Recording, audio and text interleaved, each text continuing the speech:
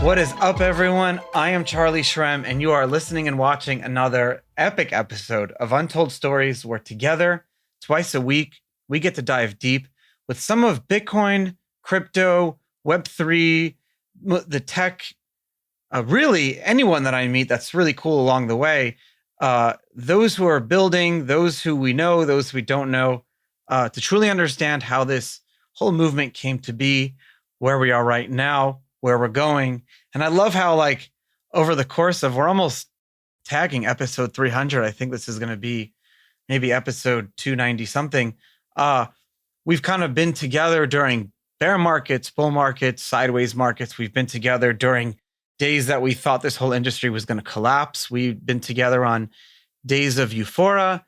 We've been together through a lot of crazy things. We've had guests that are famous people, politicians, those who are like the top CEOs of the top companies. And then we have folks that we've never heard about that we wish we knew about them sooner.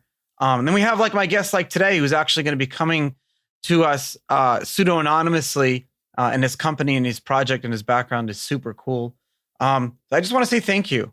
It's been such an amazing journey so far, such a ride together with you guys, traveling around the world and being able to consistently do shows and bring you some of the live panels. Has been such a pleasure. I'll be heading over to Austin this week to Consensus, huge event. And we're doing like a panel that I'm going to be recording for you guys, but it's like 10 years later, the anniversary of the Bitcoin Foundation. So I have like in my notebook so many good stories that I've been writing down to bring all to you guys. And I'm really excited for that. And there's so many other really cool things. We've been like, as a production team, we've been thinking about how to take the show to the next level. Maybe do like a season 2 or a different style of show. If you have any thoughts, please head over to Untold Stories, send us an email.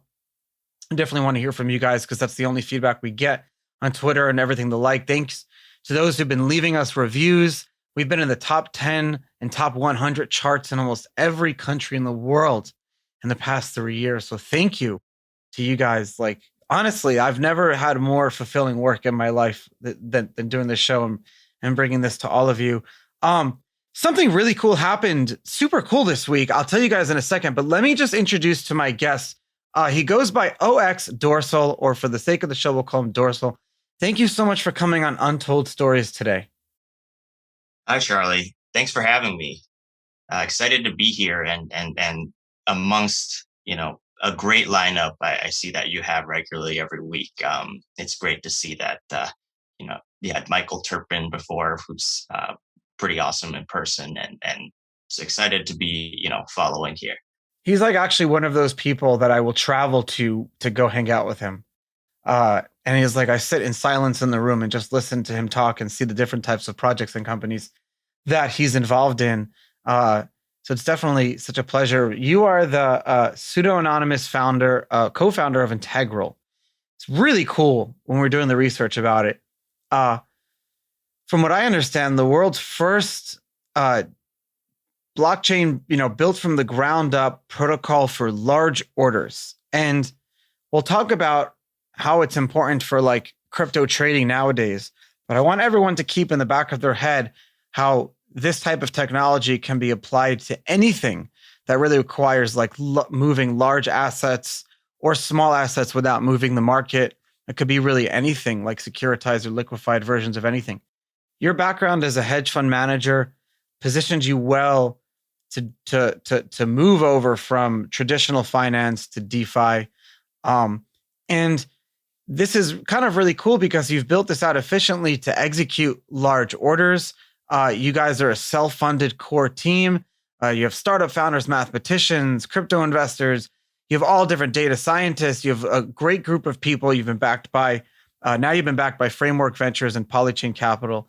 And I don't want to get into what the project is yet because I'd love for you to explain it.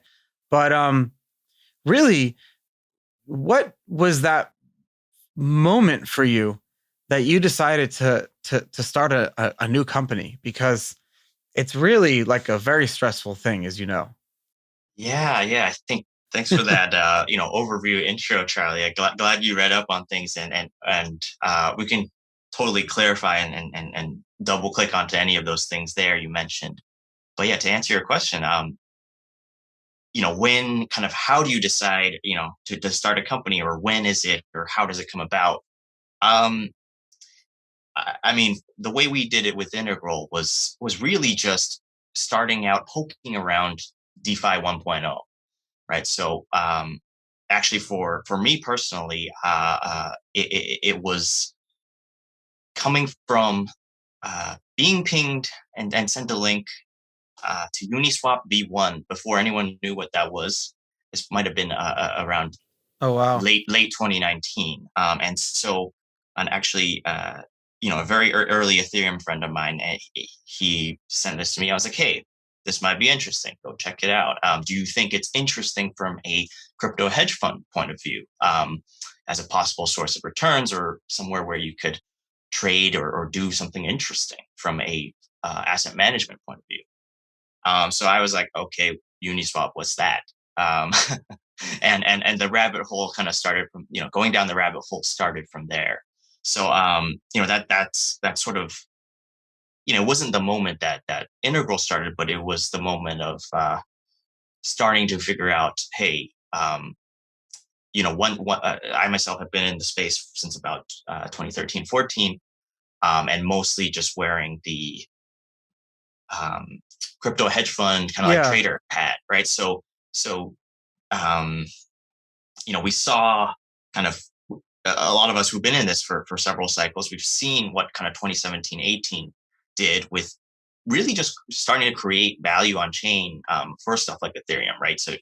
So now you have a lot of appreciated assets, stable coins, even floating around post 2018 leading up to 2020, and that's really where we Yeah. saw that, like, hey, look, like DeFi activity can actually exist, and this term DeFi can actually start to be a thing. And so that's sort of the lead up to I would say the moment. And there's a second part of this, which is the pandemic is kind of raging on in 2020, and a few friends, we reconnected, and all of us are distributed across the globe, and we just started poking around in DeFi together. And then YFI and DeFi Summer kind of started, and that was sort of made us kind of super users of a few of these protocols. Yeah.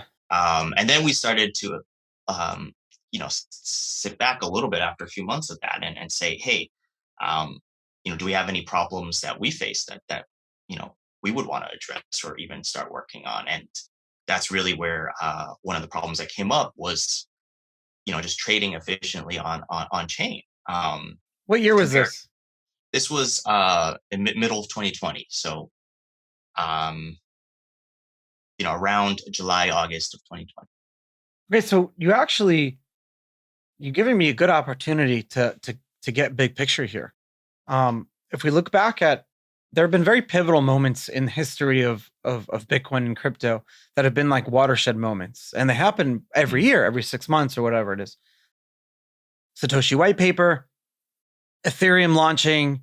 In fact, Vitalik's speech at Bitcoin Miami about Ethereum was the first time anyone really thought about, in a serious way, like smart contracts on top of a chain. This technology is evolving very, very, very quickly. 2017, 2018 bull and bear cycle made a lot of people very wealthy. There's a lot of trading volume.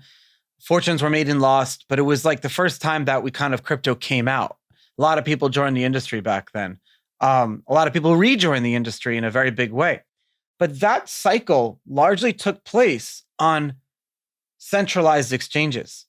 So the Right. majority of the volume was happening on these centralized exchanges. But if you remember, there was a very small growth in like IDEX and IDAX, and there was one other one that I'm forgetting. I think there's a few. Yeah, Etherdelta. Etherdelta. Was another one. Yeah. This was, and you're going to tell us why this was so important. And then there was a point, and this was not decentralized really exchanges on chain yet. It was still like hybrid, centralized, decentralized exchanges. But the idea, no one really thought decentralized exchanges could work. And the idea of like having an order book that exists maybe on everyone's computer or on multiple places in real time, it would be an amazing thing.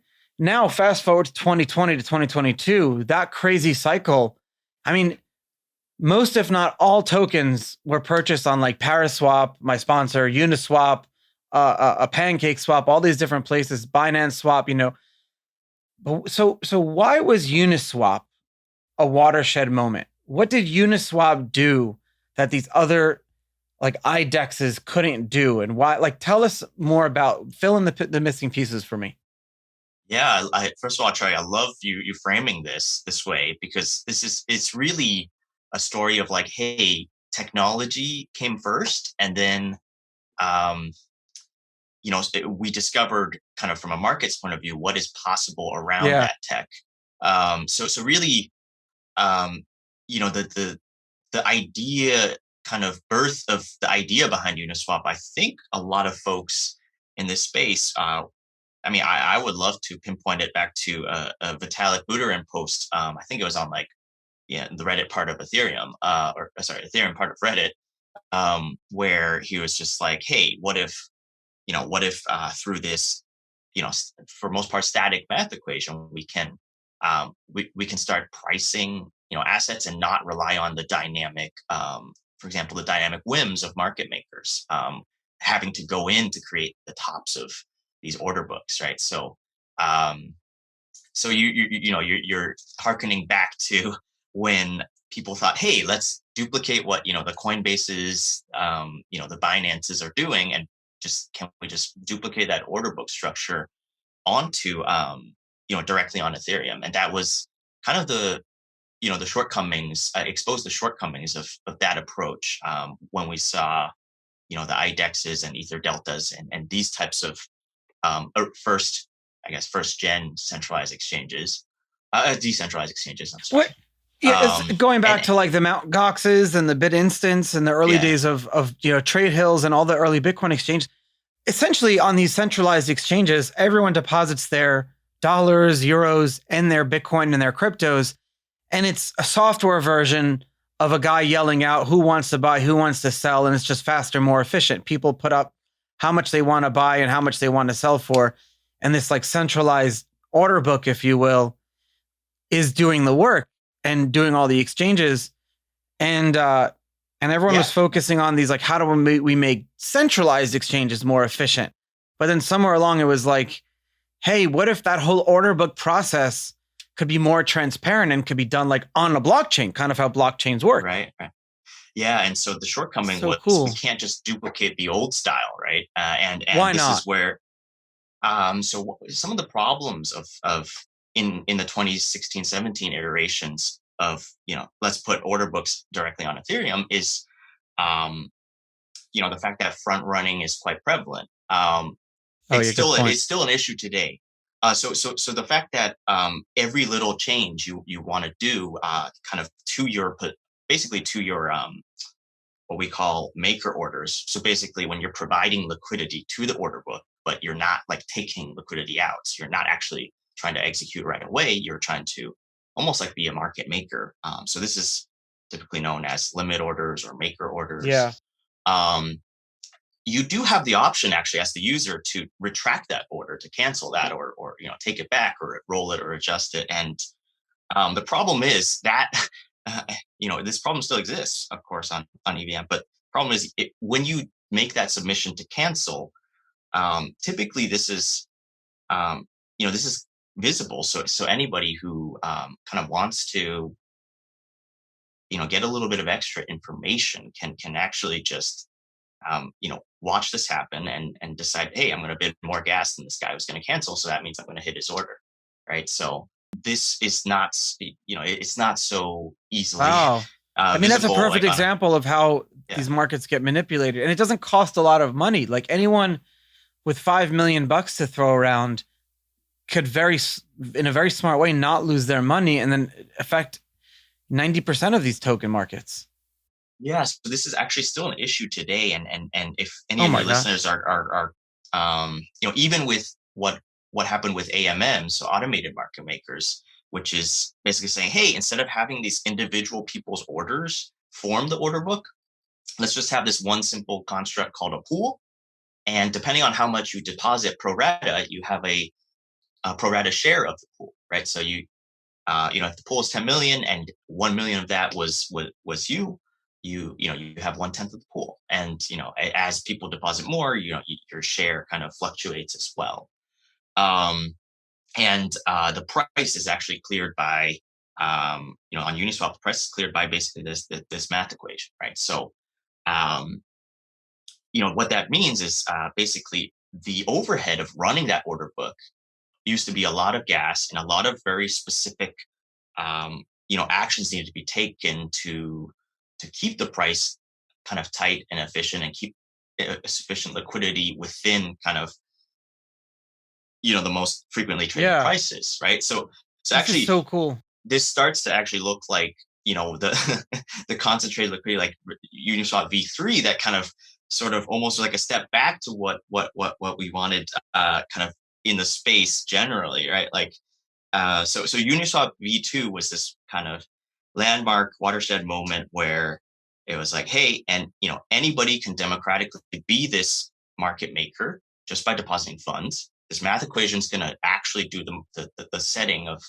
what the prevailing prices are, and let's see what this does. And on top of that, it's permissionless, so anybody can launch a pool between Ethereum and their own project token or some project token they think should get a market clearing price. And so this was the magic moment where price discovery for the first time was not like monopolized by all these top centralized exchanges. So now we had a way to whether we like the price or not on Uniswap is another question, but but at least it's possible. It was a 0 to 1 moment, right? That was this Yeah. past wave. So Yeah. front running is like, is it similar to spoofing?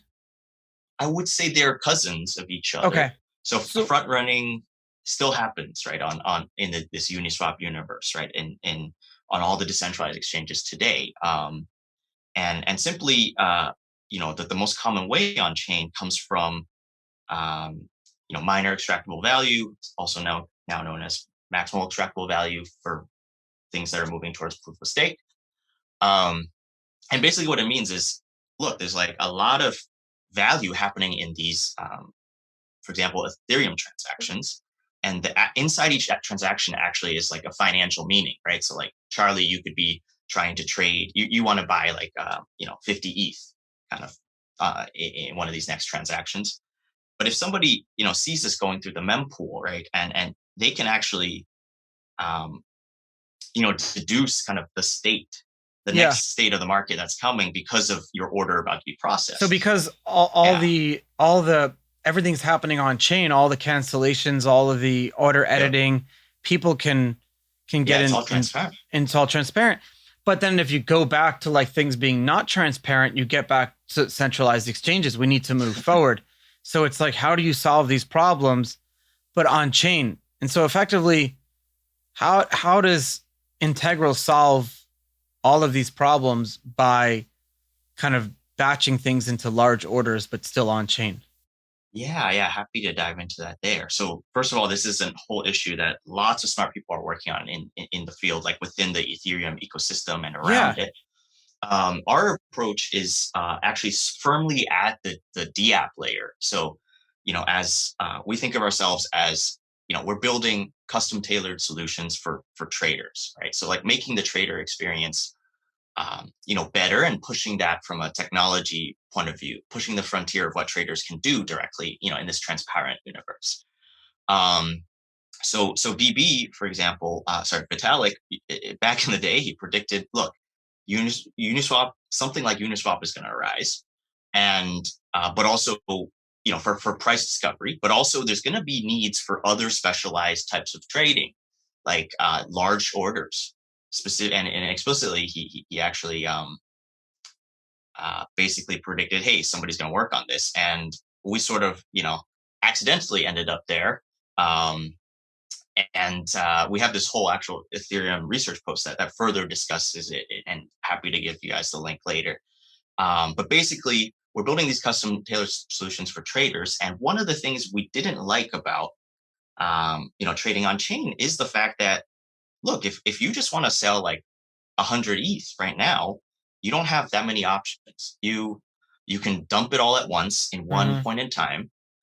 that is almost certainly going to be front run or sandwiched, or basically somebody's going to mess with your order. Yeah, of You're going to course. get subpar results.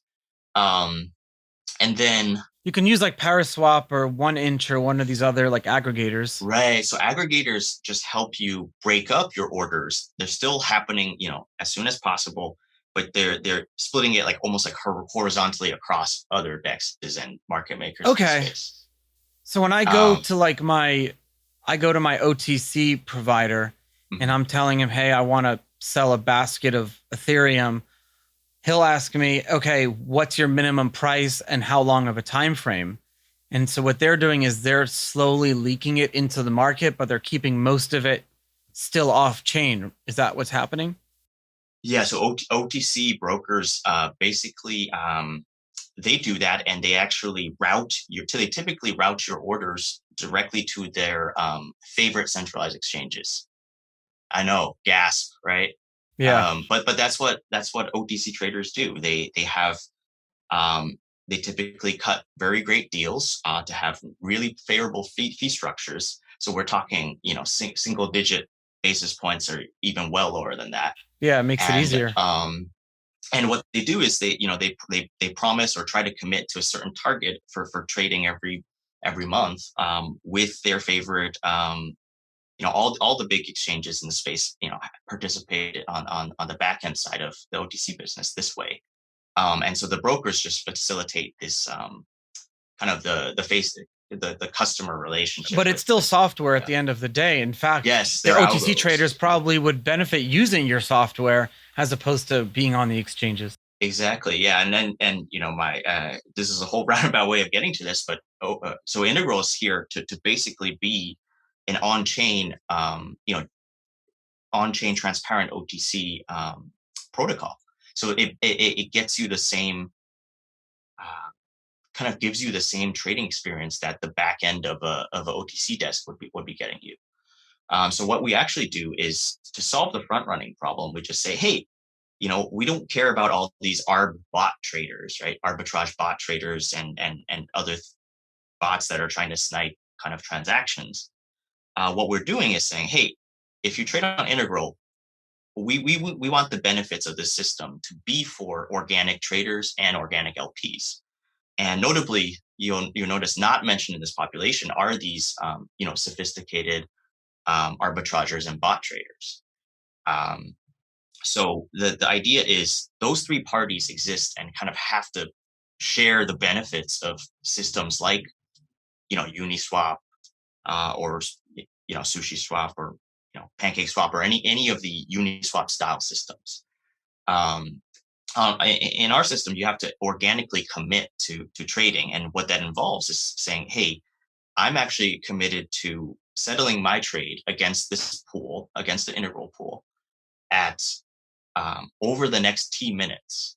And so the two products we put out was 5 minutes and 30 minutes here. So Okay. what actually happens during those 5 and 30 minutes is we actually lazily read from external price oracle. So, like, for example, if you're trying to buy that 50 ETH again, Charlie, what happens when you enter into that trade against the Integral pool is at the end of 30 minutes, the LPs in our pool, so other kind of users like you who might be depositing, and they're going to clear a trade against your 50 ETH, right? So they might be actually selling USDC in exchange for that ETH, and we're going to settle it at the 30-minute price that happened externally on the most efficient pricing on chain, which is actually Uniswap in a lot of these cases. So we get you that perfect Uniswap price without any of the like any of the disturbances of actually impacting the market. Yeah, it's almost as if you're being able to trade on chain, but you can't get sandwiched or front run because it's a different pool of funds. So it's like something that's really and really we're like cool. the slow turtles, right? So it's like all these it's turtles trading against turtles, but everybody's nice, and it's enforced by the mechanism. So this happens right at the DApp layer, right? As designers of Integral, this is a design our team came up with, and Obviously, there's a ton of other 140 IQ folks who are trying to solve this potentially within Yeah, but I'm Ethereum, which talking is to a lot of them, yeah, and this is one of the best implementations I've ever seen, and you're already yeah, launched. yeah. Thank you, Charlie. And this is I want to say like it was everybody wants to claim it's like a genius idea or whatnot, but the way we arrived at that is yeah, a bit of luck Yeah. and quick thinking, but also like observations and firsthand experience. And what we found is like, look, this is still kind of early for this space. Right now, That's what I like about it. everybody wants instant gratification trading in the DEX space. Right, everybody wants to dump their Shiba token like right away. Right, that was 2021. Right, and I think we're still kind of in that space. But for the same overall. reason, and this is what people need to understand, like craziness is always going to happen, right? But we need our own internal on-chain infrastructure to create our own soft landings and to create our own ability for us to settle these trades. Because a lot of the reasons these things crash in price is because everyone's trying to trade at once, and it ends up we don't have the infrastructure to do it, so it just collapses the bottom underneath. For the same reason that larger countries can absorb inflation better than smaller countries can, it's the same thing. But if we can solve those small problems now, then we could potentially prevent them from getting bigger down the road. Same thing, like we look at indications of inflation in smaller countries and we say, oh shit, we need to solve those problems then before it reaches some of the larger ones. And so it's very important. And I really like that so I have two like burning questions. I don't know which one to actually ask first. Sure. But so now obviously you're building everything for crypto and crypto assets. But what other type of, you mentioned specialized trading assets. What other do you envision? Other type of assets do you envision like needing this in the future? If securitizing liquid assets was already here, if securitizing illiquid assets was already here, and securitizing like things like houses and other types of commodities down to like at the farmer level, like if we could securitize like grain futures, but at the farmer level, if that was already here, what type of assets would you need this for? So currently, Integral is designed with spot assets in mind, right? So like, but currently, this need for large clearing, in theory, it can apply to other instruments as well, right? So this is where some people think of the way we approach slowing down, for example, MEV traders is akin to like what happened in 2010, 2011, like kind of post flash boys in TradFi, like high frequency traders being slowed down with basically speed bumps that literally were like adding 15 uh 15 was it like it's milliseconds, I think, of wire in a data center just to speed bump the fastest traders in the space so that everybody has a chance to catch up. This is akin to that, right? Which is like that's one way we've decided to test out that dimension of helping traders out, is like saying, hey, let's let the human organic traders catch up to the bots in this way, because guess what? Nobody can predict the market 30 minutes ahead of time, right? If you are, why are you trading Ethereum? Like you should be trading like, I don't know, oil futures or something out there, right? Like there's bigger fish to fry. And it's, that was our starting logic. Disincentivize, scammers, spoofers, the market manipulated, wash trading, money laundering. You almost like anyone who has that extra alpha that's good for like the next 2 seconds or 5 seconds or 10 seconds or maybe even a minute. But like the further you go out, the less that the more we should converge to like, hey, people actually want to buy and hold for longer periods of time, right? So that's sort of, you can think of it as we are currently doing a line of like helping this type of trader. And it doesn't have to be large traders. It just happens that we started on Ethereum. Ethereum is pretty expensive to use. Obviously, the ETH2 vision and kind of L2 spinning up and all these different rollups are gonna, help this. And what's next for us is further deploying, what we've done with the current integral products to the L2 environments to help more traders as well, right? So, being just for the whales is kind of, it's just the function of starting where That the actually assets leads were. me to like my next question that I was going to ask you was, you've mentioned Ethereum. I'm bullish on everything. I understand where Ethereum is, but if I'm launching a new project today, is it possible for me to like launch it on the protocol level, and not on a like choose my blockchain, or do I still have to choose my blockchain at this point? Oh, I see what you're saying. So Can this, like, if I come to you on Solana, can this be ported over? there will be like a trend, sort of this translational work that needs to be done.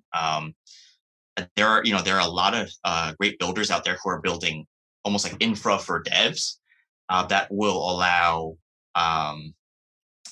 basically almost like allow easier translation or compilation of, like, let's say you start on Ethereum mainnet and now you think it's ready to be ported to a bunch of other chains. So there are teams working on this that I think will bring down that, like, almost like the translational cost of going to other chains. And for us, we were started as a small team. I mean, we're, even accounting the part timers, we're just about 20 people currently. So That's awesome. we didn't grow super fast, and we definitely are we're happy now, given that, like, it's kind of bear market building season again. But, like, anybody who's went out and started in the past year and a half, 2 years, and suddenly went out and hired 50 people like last year is kind of in a tough spot right now. And we've kind of organically taken an organic team building and process building approach where, look, we launched our product, before any fundraise from our early community, and as a function of that, Are you still that's fundraising? actually no, but one thing that we do want to consider is, like, look, as we keep proving out the tech, eventually there needs to be an end destination, and really the end destination is about saying, hey, how do we really take this from just this tech we're building out and proof of concepting to really something that resembles a decentralized OTC desk almost, right? So where anybody can participate and sort of be part of this, kind of in the way that, if this is the game or something they want to play or help Yeah. help the ecosystem by being a part of, right? So this is sort of the the narrative roadmap, and we're kind of just part way through it, right? Which is because building is hard, and one thing we didn't account for is that, I would say the instant gratification trading model is still dominant, right? Like, and it might be for quite a while, but really, sometimes you have to double down and say, hey, this is the future that that we are building for. We think there's a need for large trades to be cleared on chain, and where's it going to happen first? On chains like, on Ethereum and Ethereum ecosystem. And there's one ongoing topic, I think even this week, where somebody phrased a brainstorming question like, hey, what would happen if somebody wanted to trade $100 million of, like, stable coin right now?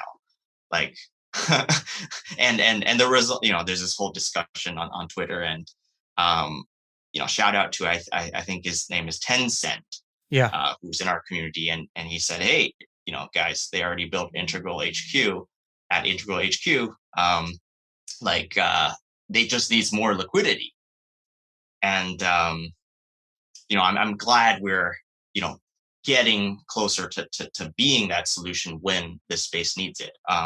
When it needs it, that's another well question, there would be enough instant liquidity if we amalgamated all of the liquidity across all of the blockchains together, and it could happen in real time in a decentralized way, not using bridges or things like that. Mm. So and this is more of like a general crypto macro question, is it you and your developers, is it your priority? Are you actively talking about things like how do we make this available to more chains in real time instead of just like copying it over? Whereas like if you built it with something like the Cosmos SDK, you could then use the liquidity of like the Near protocol and, potentially Terra before it was, and some of the other ones too, on like that are all in the Cosmos ecosystem. Obviously, there's new technology that's allowing for like you to do in real time across any like Ethereum any EVM compatible chain, which is most chains nowadays. Is that something that you guys are working on? Do you care about that? I'm trying to figure out like what's going to be 6 months from now or a year from now. Yeah. That's a great question, and you're kind of a little bit getting into one of our ongoing pending initiatives, which is actually looking at what the design of like a atomic layer, so like an instant swap layer, on top of us or related to us would look like. Um, so that's actually an ongoing kind of research thread we have. What's the answer? What do you guys? Yeah. So what that looks like, right? Yeah, I'm glad we're having so much fun in this. So what that looks like is really saying, look, what's the difference between instant gratification and instant, atomic swap trading and this, let's say 5 minute or 30-minute self trading on our product right now? It means somebody needs to shoulder the volatility of 0 minutes to 30 minutes, right? Yes, Like good in point. that, and so that's something that's a very open challenge. It's something we are currently playing with some like designs around. And so one way to get to instant swaps is to um, basically go towards building this type of interaction layer on top, where we allow other folks who want to play the, let's say, 5 minute or 30-minute risk on game to participate. And this might be a more professional class of traders. But like this is something that's still ongoing and would require more work. But it is something we're actively looking into. The technology I don't think is like fully there yet, but there is definitely a need for this. It seems like we build out the technology for financial technology, but then the other industries kind of follow. Like, and then it goes back. Like you look at NFTs. NFTs were created out of like stablecoin kind of needs or whatever. We're making tokens smarter, not having like dumb tokens. Which that's how I differentiate, explain to people like the difference between the old 2018 token versus. So I have this like, and I've been saying it on the show forever, and it's going to happen. But future blockchains that launch, like you go to CoinMarketCap, you look at a new blockchain or whatever. Some of them are going to be made up of just all NFT type tokens. So whether they're like ERC1155, you're going to see like non-dumb tokens anymore. Every token could have some sort of like fungibility or non-fungibility. Like they can almost warp, like or mutate. Like the old DVD, in the film industry, the DVD was a great way for people to like go watch a movie and then take their love and identity of that movie in a physical way home with them and show it as a collection. That's kind of like NFTs if you look at it today in that memorabilia phase. But you watch NFTs, you're going to have to be building out integral for NFTs, and it's not going to be art related. It's going to be like people trading pieces of their mortgages inside of Integral and trading baskets of mortgages. They're going to be happening there. But you can't just attribute like a mortgage to a dumb token, right? It needs to be like a non-fungible. Right. Yeah, Charlie. I think that's a great point. And we have friends who are looking at this in the real estate. I think is a great example. Insurance is and anything that has a customized policy, right, is a great example. That's like, a good word. Customized policy. Yeah, and actually, even within our own system, one sort of tabled research project, but one that does have potential is saying like, look, NFTs is one way to basically say, look, we understand the way people participate in this larger, you know, logical system. Everybody's approaching it from a unique or different way because of the attributes or the way they're participating. So, for example, insurance, right? Like a 60-year-old policy and a 30-year-old policy, clearly quite different. And, Yeah, it's very different. geography. One of them smokes, one of them drives really fast in drag races or something. So, like, you're not gonna, you can't spot, you have to figure out a way to value them. And so that's I think the power of NFTs for these types of systems comes from being able to parse that out. But then the challenge, there's a market challenge, which is sort of if you want to trade, pieces of people's policies, where now how do we think about that? What types of market structures are needed for that? And I think this is where this is another sort of trading frontier that potentially might be in our purview at some point. But we think that's given that people don't even want to wait 30 minutes, I mean, people do want to wait 30 minutes for a great price, but like I'm saying, your average retail doesn't understand the benefit of that still. We're still quite far away as an entire space from, people doing some of That's these what I love. more fancy things. Yeah, and that's why we're still all here, But the idea is like, look, like everybody deserves when they trade to have all the powerful tools, whether directly or indirectly, right? We understand because one day Integral is not going to be facing your like a millionth consumer of DeFi, right? Or the 100th millionth person on Ethereum, right? Like they hopefully shouldn't touch any of these things we did the past 2 years, right? They shouldn't be yield farming. Hopefully, it should be like abstracted away from them, but they should see the benefits of it and hopefully a lot of the benefits of it, right? So there's another UX layer that people are going to work on, and maybe that's where fintech and TradFi as well might merge in at some point. So that's sort of where we see everybody needs the power of the best tools that we can provide, and that's sort of our mission. And you've been building the tools, and you come from like the hedge fund world where like regulations are a huge thing, transparency, all these different things. What does it mean to be like a pseudo-anonymous team? Where did that all come from? Where is it going?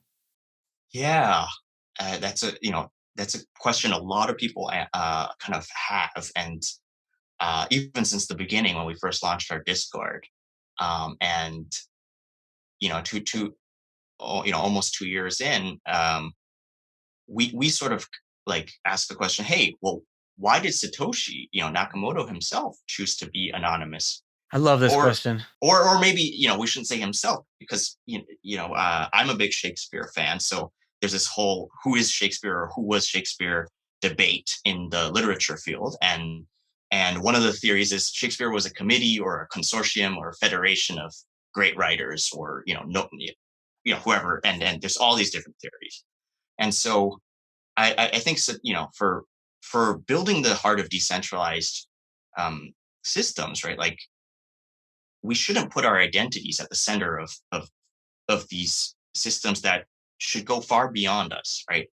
And doxing or revealing your own identity purposefully in the beginning is a sort of real world reputation farming, right? So like you'll often see founders who are like saying, hey, I went to, my background is so and so, I went to so and so school, maybe I was the previous founder of it comes down to scoring project. Though too. Yeah. When you're and so we believe there is a part of Web3 which is supposed to be about like, look, the blockchains actually are records of your actions, your transactions, and purposefully there's no sort of native way to attach identity into your Bitcoin transaction, right? There's no annotation of like natively of like, hey, this is who I am, I'm transacting, this is my UTXO, right? Like it's just we're just these pseudonyms ourselves, right? 0x whatever. So but then there's this idea of like, hey, look, actions should make the reputation, right? in this idealized universe. Obviously, like that, and I think, there's a human aspect to it as well. The second pillar of it, which is, look, we're all humans trying to do good daily work, and building in public, which is actually quite difficult. Yeah. From the builder side, we want to be productive and try to take small steps in fulfilling our objectives and mission, and sometimes to be less distracted, you have to insulate by um by taking things less seriously, right? Because the messages we get, like in the past 18 months or so, like some of them are just crazy, right? Oh Like yeah. and so yes, it is a bit of a human shield, to remind us, hey, we're just cartoon characters at the end of the day. I mean, we are real humans behind this, right? And when you get to know us, this is how we do human to human interaction. But for the point of exposing ourselves publicly, this is the way we prefer, because this is what we think fits our end goals the best, right? It doesn't mean that all pseudonymous folks are going to rug and run, like the No, scam I and get run it. away, Like, right? we Yeah. spent this whole show talking about this amazing technology that people will now go and look for themselves and understand themselves. But like, everyone knows my background. I'm a felon. So if I was working at your company, and actually that's a bad example because here's like a financial technology company, I would almost have to be upfront about my identity. But at the same time, people would automatically be judgmental. If I was sitting here doing a show, we'd spend the whole hour talking about why me as a felon should be building out financial technology company, which is not where I want the conversation to be. Right. It should be about like what we're doing, Yeah. going forward, and thanks for sharing that, Charlie. And it's Oh yeah, everyone knows my whole history I in crypto. I'm lucky to work in an industry where everyone knows everything about me all the time. So it's like, well, yeah, like your future, like the correctional system once you get out, right? Like, I think there's the America is about second chances, right? And why not why not be judged on that, from that point onwards, and not like just because of something that yeah, happened years ago. So there is this is gonna people stand on different sides of this issue, and there's gonna be people who are in, yes, actions are the track record camp, and there are gonna be people who are in the sort of, oh well, reputation staking still makes sense. And it'll be interesting as it's these a two words collide. yeah. We could have a whole nother hour conversation about this, and we should. To be honest, I'd love to have just like a specific conversation on this, but I know you have to run, and that's all the time we have for today. Yeah. I'm actually, yeah, off to Texas as well. Oh, let's meet up then. Yes. It's gonna be a lot of All fun. right. All right, cool. Well, I'll talk to you soon, and thanks for everyone for listening and watching today. Really appreciate it, and I'll see you all in a few days from now. Amazing. Thank you, Charlie.